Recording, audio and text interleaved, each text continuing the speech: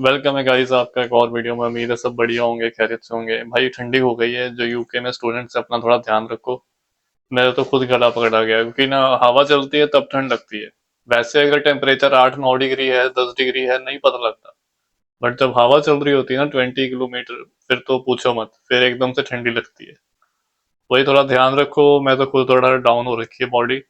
और मेरे साथ स्टूडेंट सेशन बुक करते हैं, कोर्सेज के बारे में पूछते हैं, तो वो कमेंट भी आ रखे थे कि पाजी ये कोर्सेज का बताओ, यूके में स्कोप है नहीं है।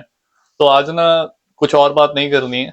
जस्ट मैंने आपसे कोर्सेज की बात करनी है कि अगर आप यूके आ रहे हो तो कौन से कोर्सेज आप अवॉइड करो। क्योंकि ये तो मैंने बताया हुआ है कि किसका स्कोप है, बट ये कभी नहीं बताया कि किस कोर्स का स्कोप ही नहीं है। तो कोर्सेज के बारे में बात करेंगे डिटेल में, एक एक जो भी आप करना चाहते हो यूके में। लॉ का बहुत पूछते हैं स्टूडेंट।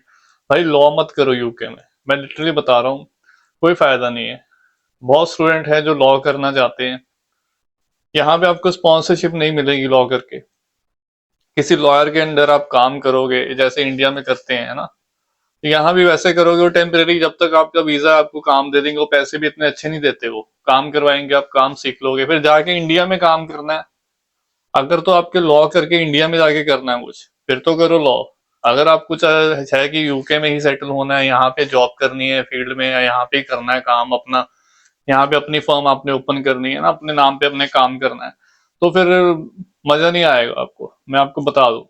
और स्टूडेंट हैं जो लॉ के लिए पीछे पड़े हुए हैं, मेरे को मैसेजेस आते हैं, कमेंट आते हैं, आपकी मर्जी अगर आप करना चाहते हो, बट मैं आपको बता रहा हूँ कि आप जब आओगे देन आपको रियलाइज हो जाएगा कि मैं क्या कह रहा था। तो लॉ को थोड़ा सा अवॉइड करो।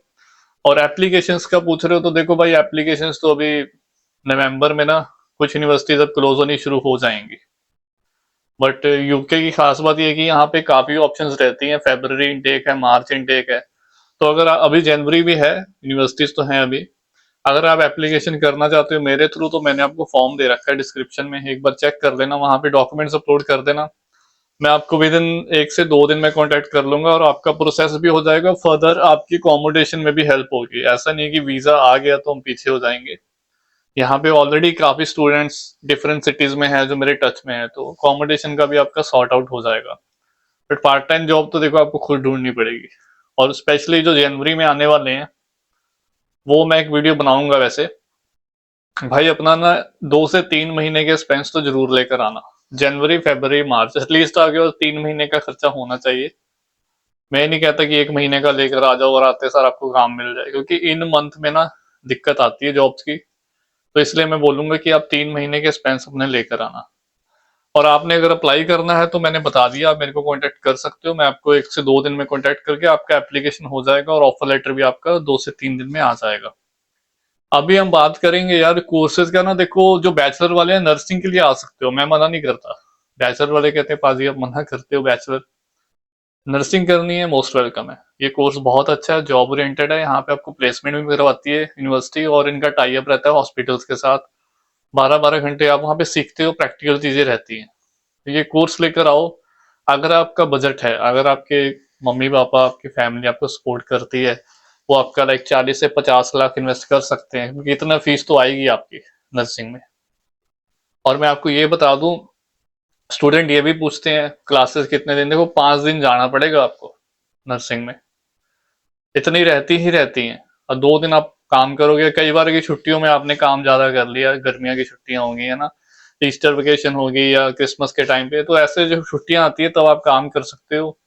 और बाकी फिर प्लेसमेंट भी लगती है हॉस्पिटल में, वो भी वो पैसे नहीं देते आपको। वो आपकी स्टडी में ही होता है, वो सब सिलेबस रहता है वो आपका, वो आपने करनी पड़ती है प्लेसमेंट आपको वहां पे हॉस्पिटल में। वो सीखने को मिलता है आपको। तो ये कि पार्ट टाइम जॉब फिर थोड़ा सा ना ध्यान रखना, फीस नहीं निकाल पाओगे। ये सोच कर आओ कि मैं साल की फीस भर के आ रहा हूँ और मैं अगले साल की फीस निकाल लूँ, थोड़ा सा मुश्किल हो जाएगा। तो इसीलिए एटलीस्ट आपके पास 2 साल की फीस घर वाले सपोर्ट करे। सारी कर दे तो बढ़िया है ना। आप बच्चों को पढ़ाई के लिए भेज रहे हो यूके, तो आप अगर उसकी पूरी नर्सिंग का एक्सपेंस उठा लेते हो, तो बच्चा अपना पार्ट टाइम तो निकाल लेगा। पार्ट टाइम का खर्चा बहुत आराम से निकाल लेगा। बट वो सोचे कि मैं 1 ईयर की या 2 ईयर्स के, तो देखो 2 साल का सपोर्ट होना चाहिए। 1 साल की आप भरकर आ रहे हो, 2 साल की आप फीस नहीं निकाल पाओगे। अगर आपके पास 2 साल की फीस है, देन आप 1 साल की मैनेज कर लोगे, क्योंकि आपके पास 2 साल रहेंगे सेव करने के लिए, तो आप जोड़ लोगे पैसे। तो एटलीस्ट आपके पास इतना बजट होना चाहिए। और भाई नर्सिंग के अलावा computer science, BSc computer science करनी है किसी ने, थोड़ा सा ना अवॉइड करो, बहुत महंगा सौदा है ये। इंडिया में कर लो, मास्टर कर लेना, बाद में फिर रिग्रेट मत करना। और बिजनेस मैनेजमेंट हो गया, हॉस्पिटैलिटी के कोर्सेज हो गए, भाई कोई फायदा नहीं है, कोई, लिटरली बता रहा हूँ। अभी भी अपने पंजाबी स्टूडेंट ऐसे हैं, पंजाब के, हरियाणा के, दोनों जगह के ऐसे ही हैं, उनके पता नहीं दिमाग कैसे हैं स्टूडेंट्स के। एजेंट उनको बता रहे हैं भाई बिजनेस मैनेजमेंट कर लो बहुत स्कोप है इसका, मतलब स्टूडेंट आ भी रहे हैं।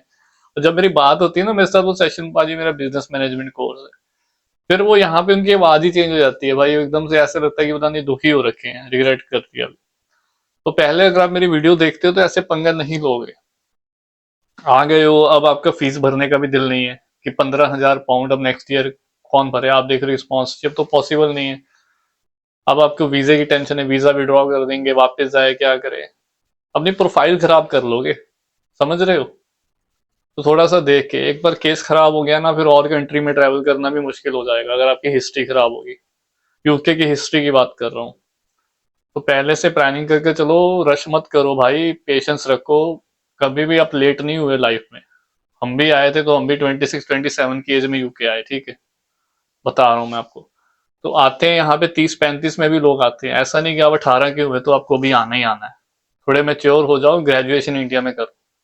अभी मैं बात कर लूँ, जो ये ग्रेजुएशन के बाद मास्टर करने आते हैं वो क्या कोर्सेज अवॉइड करें। लॉ क्या मैंने स्टार्टिंग में बता दिया आपको। और ये भाई एक कोर्स है यहाँ पे, इंटरनेशनल मैनेजमेंट। भाई आपको को, अगर आप समझदार हो, आपको मैं सीधा बोलूँ कि अगर आपको इंटरनेशनल मैनेजमेंट दे रहा है एजेंट, तो भाई उससे अच्छा आप सीधा एमबीए करो ना, क्योंकि बोथ आर सेम। वो नाम अलग हो जाता है। इंटरनेशनल मैनेजमेंट तो किसी को बोलो तो लगता है कि डिप्लोमा है ये लिटरली बता रहा हूँ, अगर आप बोलोगे मैंने मास्टर डिग्री इंटरनेशनल मैनेजमेंट में करी है, तो सुनने में भी डिप्लोमा लगता है। तो मैं आपको बोलूंगा एजेंट की बातों में मत आया करो, एमबीए करो। एमबीए बोलने में भी पता लगता है डिग्री है कोई, क्योंकि मॉड्यूल्स आपके ऑलमोस्ट सेम रहते हैं, एक मॉड्यूल का फर्क रहता है। तो एमबीए करना है वो भी विद प्लेसमेंट ईयर लो, ताकि आपको आगे बेनिफिट रहे। मैं कितनी बार बता चुका हूँ, क्योंकि अभी पीएसडब्ल्यू 18 मंथ का है, वो लोगे तो बेनिफिट में रहोगे। बाकी इसके अलावा जो कोर्सेज रहते हैं, फार्मास्यूटिकल साइंस का भी इतना अच्छा खासा स्कोप है नहीं यूके में। मेरे नोन में है कोई, उनको मिली नहीं जॉब, सीधी सी बात बताऊं, ट्राई करा उन्होंने, काफी टाइम पहले मेरी बात भी हुई थी, तो उनका तो बना नहीं काम, वो कहीं और ही काम कर रहे हैं। तो ऐसे हैं यहाँ पे, फार्मास्यूटिकल का भी है नहीं इतना स्कोप। और इसके अलावा डेटा साइंस हो गया, कंप्यूटर साइंस हो गया, बिजनेस एनालिटिक्स हो गया, ये कोर्सेज अच्छे हैं, इनमें आप आ सकते हो। एक चीज का ध्यान रखना, अगर आपने बीए करी है, बीकॉम करी है, तो वो इनको एंट्री नहीं मिलेगी इसमें। अगर आपको यूनिवर्सिटी ने ऑफर दे भी दिया ना, एम्बेसी रिजेक्ट कर देगी आपका वीजा, क्योंकि इसके जो मॉड्यूल, जो पढ़ाई करनी है ना, लैंग्वेजेस वगैरह होती है भाई, टफ हो जाएगा आपको, नहीं पढ़ पाओ। बीकॉम वाले नहीं पढ़ सकते डेटा साइंस, मुझे पता है, मैंने खुद बीकॉम करी है। यूनिवर्सिटी ने ऑफर लेटर दे भी दिया ना, कैश भी दे दिया, कल को वो रिजेक्ट कर देंगे एमएससी वाले। ऐसे हुआ भी स्टूडेंट के साथ। तो देख के कोर्स पिक करो, मेरे साथ बात कर लो, फिर डिसाइड करो। कोर्स अच्छे हैं ये, अगर आप ये करना चाहते हो कोर्स अच्छे, बट आपका रेलेवेंट होना चाहिए। बीए वाले को, बीकॉम वाले को जो रेलेवेंट कोर्स मिलते हैं ना, मैं आपको बता दूं क्या मिलता है उनको। बेसिकली बिजनेस, आपने बिजनेस में स्टडी करी है, बीबीए करा है, बीकॉम करी है, और बीए वाले भी, ठीक है, आपको मिलेगा एमबीए। एचआर में आ सकते हो, डिजिटल मार्केटिंग में आ सकते हो, प्रोजेक्ट मैनेजमेंट है ना, ये कोर्सेज, और अकाउंटिंग वगैरह में आप आ सकते हो। ये कोर्सेज आपके लिए अवेलेबल है, और ये कोर्सेज अच्छे हैं। डिजिटल मार्केटिंग बहुत अच्छा कोर्स है, इसमें आप आओ, क्योंकि आजकल आपको पता है सब डिजिटलाइज ही चल रहा है। इसमें आपको सीखने को मिलेगा, प्लेसमेंट ईयर ले लो साथ में।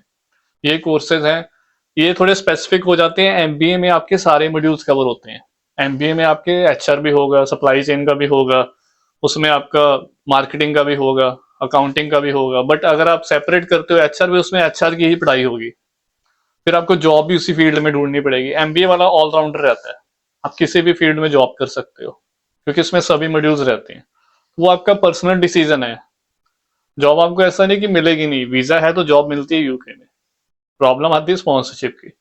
जॉब तो मिल जाएगी, आपको ट्राई करना है कि आपको ऐसा एम्प्लॉयर ढूंढना है जहां पे आपकी सेटिंग हो लॉन्ग टर्म के लिए। तो अभी हम बात करेंगे जो ऑटोमोटिव इंजीनियरिंग। भाई इलेक्ट्रिकल गाड़ियां का चल रहा है, आपको पता है कि अभी सब जगह इलेक्ट्रिक व्हीकल है, तो ऐसे कोर्स लेकर आओ। इंजीनियरिंग करनी है तो इसमें करो, ऑटोमोटिव इंजीनियरिंग भी अच्छा कोर्स है। इलेक्ट्रिकल व्हीकल वाले भी कोर्स हैं अभी यूनिवर्सिटीज में ओपन करे हुए हैं, अच्छे अच्छे कोर्स हैं। तो भाई ये जॉब ओरिएंटेड कोर्सेज हैं, आप इसमें करते हो आपको स्पॉन्सरशिप भी मिलेगी।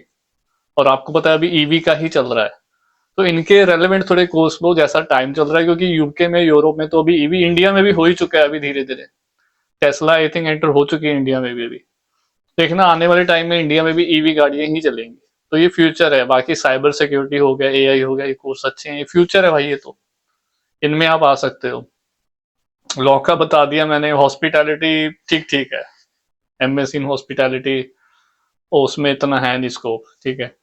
और एमबीए ये जो मैनेजमेंट वाले कोर्सेज है ना, उसमें अगर इंडिया में आपके पास एक्सपीरियंस है तो वो बढ़िया रहता है, अदरवाइज एक्सपीरियंस नहीं है आपके पास, आप फ्रेशर हो, तो वो ट्राई करो विद प्लेसमेंट ईयर लेकर आओ, ताकि आपके जॉब के चांसेस बढ़ जाएंगे। उसमें आपकी यहाँ पे प्लेसमेंट लगेगी, वो हेल्प करते हैं, ठीक है। फिर वो आपके सीवी में ऐड हो जाता है एक्सपीरियंस आपका 1 साल का, 6 महीने का। तो वो अगर आप फ्रेशर हो, अगर आपके पास ऑलरेडी इंडिया में 4-5 साल का एक्सपीरियंस है, फिर आप नॉर्मल 1 ईयर का भी एमबीए लेकर आओ, मैं नहीं मना करता, क्योंकि आपके पास ऑलरेडी एक्सपीरियंस है। तो ये सारे कोर्सेज हैं। मास्टर इन पब्लिक हेल्थ है, ये भी अच्छा कोर्स है जो इसमें आना चाहते हैं। अडल्ट नर्सिंग है एमएससी, इसमें भी आप आ सकते हो। ये सारे अच्छे कोर्सेज, बट यहाँ पे और भी आपको सर्टिफिकेशन करनी पड़ेगी, इसके बेस पे जॉब नहीं मिल जाएगी सीधी। अडल्ट नर्सिंग आपने करनी है, बीएससी नर्सिंग वालों को और कुछ नहीं करना पड़ता, उनको सीधी जॉब मिल जाती है।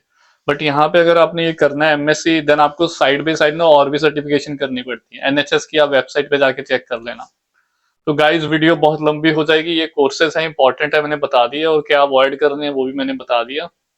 और मेन यहाँ पे स्किल्स मैटर करते हैं। यूनिवर्सिटी रैंकिंग 0% मैटर करती है, वो इंडिया में चलता है, तो उसके अकॉर्डिंग अपना चूज करो।